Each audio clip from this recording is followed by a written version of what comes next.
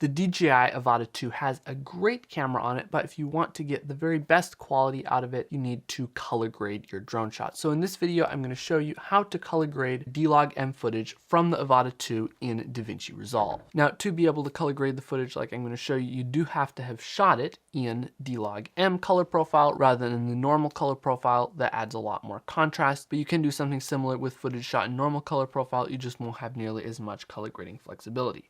So here in Davinci Resolve, I have our clips on the timeline. We're going to go through 3 different clips from my latest FPV video. So to start with, we are going to switch over into the color grading workspace in Davinci Resolve. In the middle, we have our viewer where you can watch through the footage. Underneath that, we have our clip selector, so we can select between different clips. We have our LUTs over here, our nodes panel over here, our different color grading tools down here. I'll explain what all of those are and how to use them as we go. But for our first clip here, this is going to be a pretty simple grade. We aren't going to have to do very much. I'm going to just select one frame out of the clip that we're going to kind of grade off of that looks kind of the most interesting, is representative of the clip. And first thing I'm going to do is I'm going to add a LUT to this clip. And the LUTs I'll be using are from my Flying Filmmaker LUT pack. Link to that is down in the description if you're interested. It's also included in my drone color grading course as well as my full drone filmmaking course. But we're just going to go ahead and pick one of the log correction LUTs. This one right here, HDR log correction, works really well on the Avata 2 footage. And as you can see, if we hit Command or Control D on our keyboard to turn this on and off, it has already made a massive difference and taken the shot from being pretty flat and boring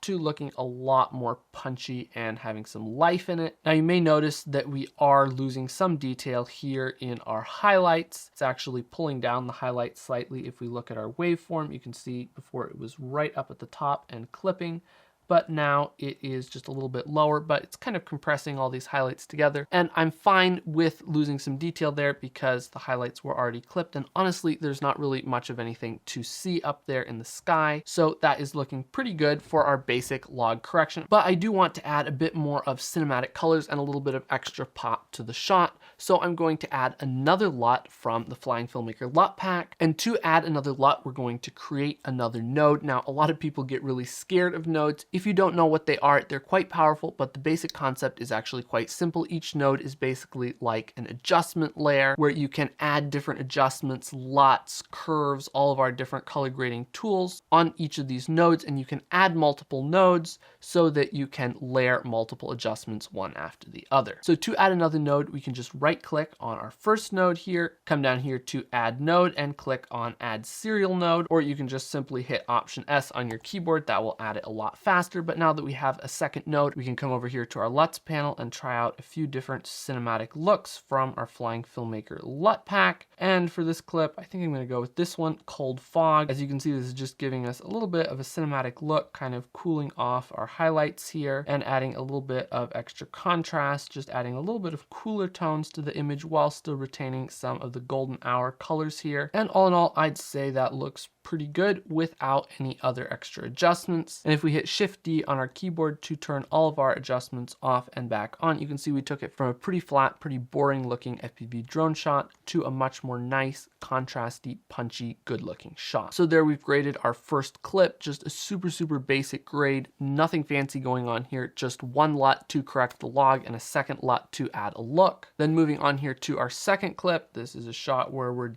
diving down this mountainside in Switzerland, going between all of these trees. Again, this is going to be a relatively simple grade, but we'll have just a few more things going on. So first things first, again, we're going to find some frame that's fairly representative of the clip. And I'm just going to come here and again, grab my HDR log correction LUT. This is my standard LUT for the Avata 2. And just applying that LUT makes things look a lot better just right off the bat. But everything is looking a little bit warm in this shot. I feel like we could cool it off a little bit. So to do that, I'm going to come down here to my primaries panel. It's the one with the little dot with the circle in the middle of it. And I'm going to come here to temperature and grab that slider and pull it down to cool the shot off. We'll go somewhere right about here. I don't want to cool this off too much, about -300 or 400. And that's looking pretty good for a starting point. Might just add a little bit of contrast. Just click on the numbers next to contrast, grab that as a slider, and we'll pull it up just ever so slightly. That's looking pretty good. Again, we're gonna add another node or another color grading adjustment layer by hitting Option S or Alt S if you're on Windows to add a new node. And I think I'm gonna again add the cold fog LUT. I like what that was doing on our last shot, and that's looking pretty good. I feel like it might be going just a little bit too much on the cold fog look. So to adjust that, what we'll do is we'll come over here to our key panel and click on that panel. That will bring up some different little sliders here. We'll want to come under key output and click on gain. Again, click on that as a slider, and we can adjust that between 0 and 1, which will be 0% or 100%. We're basically adjusting all the adjustments on this particular node, how strong they are. So in that case, we're just adjusting the intensity of this LUT. I think we'll go somewhere here around maybe 0.7, which would be 70% strength of the LUT. That looks pretty good. I'm going to come back here actually to our first node, and I'm going to come over here to our curves panel and add a point in the middle of the curve to just brighten things up a little bit, maybe add it toward the highlights. And we'll also add another point down here toward our shadows, bring them back down a little bit. If we reset our curve and then undo that, you can see we've just added a little bit of extra pop here, a little extra contrast to the shot. And if we play through this clip, you can see it's looking pretty good all the way through. And I want to add just a little bit more of cinematic color grade to this. So we're going to add one more LUT. This one we're going to use 3 LUTs on. So to do that, I'm going to select our second node and add another node after it. Again, we can either right click and come down here to add node or just hit Option S on the keyboard. And we'll play around with a few different looks here. Teal and orange, cinematic warmth, Panama City. And just as you scroll over each of these LUTs, it will preview it on the image. I'm going to grab cinematic warmth. I don't like what it's doing to the shadows though. So we'll again come over here to our key panel and turn down our key output. I'm going to just turn this up very low to about 0.2, about 20%. As you can see, that's just kind of softening the colors in the image a little bit, making them a little bit more creamy and cinematic. And so now if we play our clip back before and after, you can see that we've made a massive difference, taking it from looking very flat and boring to looking much more contrasty, poppy, and inviting looking, and looking a lot more like it looked when we were there filming instead of a relatively flat D-Log color profile. And I can almost guarantee you quite a bit better looking than the default color profile straight out of the Avata 2. So again, this was a fairly straightforward grade, just 3 LUTs and a few other small adjustments, adjusting the white balance, adding a little bit of extra contrast. Now our next clip is going to be a little bit more complicated because we have a bright area of the sky here that we don't want to blow out. So let's go ahead and look at how we would grade this one with a little bit more of a complex shot with different things happening. So we'll pick our frame that we're color grading off of. We'll pick this frame right here just as we're about to pass up the car. And again, as we've done before, we're going to add our log correction LUT. But as you can see, we are kind of clipping out the highlights with this, and we don't want to be doing that. So what I'm going to do is I'm going to come over here to our qualifier panel. This basically lets us make a selection based on the colors and brightness of the shot. And I'm just going to click on the top of the luminance bar here and drag it down. We can hit Shift H on our keyboard to preview what area we're selecting. As you can see, we have the whole image selected except for the sky and the other really bright parts of the image. Now, if we just went ahead and made adjustments to this part of the sky, you would see that we do have some strange things going on because of these branches here. So to fix that, what we'll do is we'll just come here to where it says Matte Finesse, click on the second page of settings, and we'll increase our denoise up to, well, let's just say up to 100%. Maybe that's going a little overboard on the denoise, so we'll bring it back down, maybe around 70-ish%, something like that. And now, as you can see, if we turn this node off and back on, we are only editing the ground and not the sky, so we aren't blowing it out. But now we also want to add some contrast to the sky. So to do that, we're going to actually do something slightly more advanced with our nodes here. And we're going to right click on the node, come down here to add node, and click on add outside node. And what this will do is it'll basically take whatever we've selected on our first node. On our first node, we selected that this node will only apply to the ground, not to the sky. And it takes and inverts that selection on the next node. So our second node now only has the sky selected and not the ground. So now we can apply adjustments to that separately. And to do that, I'm just going to come to our curves panel, put a point in the middle of the curve and darken it down. We can play with where this curve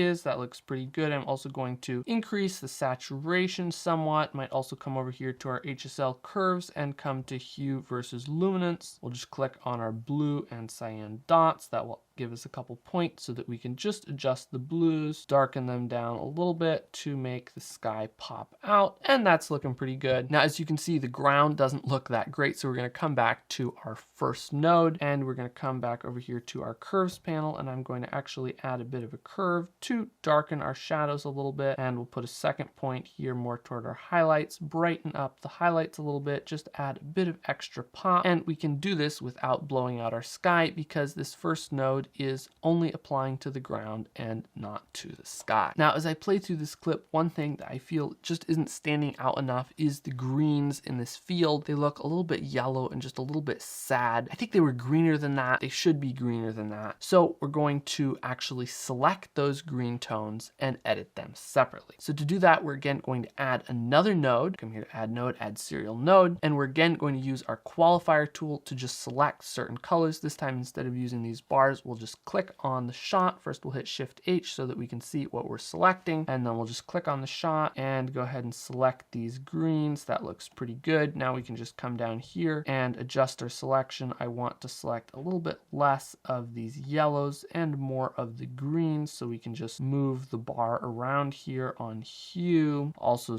tweak our saturation and our luminance sliders to get selected just what I want. Might actually expand this out a little bit more. And that is looking pretty good. But again, we kind of have a lot of noise because this is a fairly precise color selection. So we want to get rid of that. And we'll just come down here again to our denoise slider and crank that all the way up to, roughly about there, roughly 50. That looks pretty good to me. We aren't going to be doing any super crazy adjustments. We just want to select this green area, and then I'm going to come down here to our primary panel, grab the saturation, click on it, and drag it up to right about there. But now, as you can see, this is still kind of overly warm and I don't like that. So I'm going to grab our hue and I'm going to just ever so slightly shift it over toward green rather than toward orange and magenta. We'll shift it over toward green. You don't want to go too far because it's going to look super terrible. If we reset this, just double click on it to reset and then drag it down just a little bit to about 47-ish maybe. Maybe we'll also darken our greens just a little bit. Don't want to go too overboard with this. We might shift these just a little bit more toward green. I'm actually going to turn the saturation back down a little bit because we don't want to go over the top. And now if we turn that node off and back on, you can see we've just taken our greens and added a little bit of extra pop and saturation to them and shifted their color into a more pleasing green. And that just makes the whole shot look a lot more interesting. Now if we turn all of our nodes off and back on, you can see we went from a really, really flat and boring shot to a much more poppy shot with both the sky nicely exposed, these greens looking great, and the rest of the shot looking good as well. And one final thing I might do on this shot, because it looks like I forgot to put on my ND filters, and so there isn't really much motion blur in the shot, is to add another node and come down here to our motion effects panel. You won't be able to do this if you have the free version of DaVinci Resolve. It's only in the paid version, but it is worth it. Come down here to motion blur, drag motion blur up to, let's say about 50%. You just got to play with this until it looks good. If we turn that off and back on, you can see it's just added a little bit of motion blur. And now if we play it back, or if we render it, because it won't really play back in real time, the motion will just look a little bit more smooth and it'll look like we shot it with ND filters and a proper 180-degree motion blur, even though I didn't use them for this shot. So there you go. That is how to grade D-Log-M FPV footage from the DJI Avata 2. If you'd like to learn more about how to color grade your drone shots, whether that's FPV footage or footage from a regular drone, I've put together an entire course called Drone Color Pro with over 25 lessons going through every single one of the tools you need to understand in DaVinci Resolve, showing where all the tools are and how to put it all together as I go through color grading 15 of my favorite drone shots in real time so that you can see what my thought process is and exactly how I color grade. If you're interested in learning more about how to color grade your drone shots, I'll put a link to that down in the description. Otherwise, if you've enjoyed this video, make sure to subscribe for more videos just like this, and we'll see you in the next video.